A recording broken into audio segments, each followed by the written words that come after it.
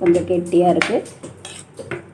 நம்ம சப்பாத்திக்கு தொட்டு சாப்பிட்ற பக்குவத்துக்கு கொஞ்சம் மிக்சியை கழுவி தண்ணியை சேர்த்துக்கலாம்.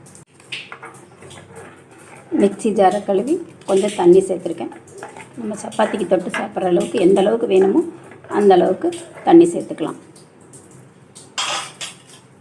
இதில் இப்போ நீங்கள் காரம்லாம் பார்த்துக்கலாம். கொஞ்சம் தேவையான அளவு உப்பு சேர்த்துருக்கேன். உப்பு காரம்லாம் இப்போ கூட பார்த்துக்கலாம். பத்தலைன்னா போட்டுக்கலாம்.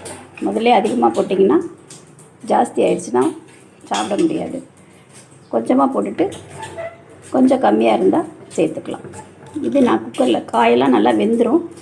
இந்த பச்சை வாடை போகிறதுக்காக குக்கரில் தான் மூடி வைக்க போகிறேன். உருளைக்கிழங்கு ஏற்கனவே வெந்திருக்கு. பீன்ஸ் கேரட்டும் வெந்துடும். விசில் வந்த உடனே ஆஃப் பண்ணிட்டோன்னா சுவையான குருமா ரெடி ஆயிடும்.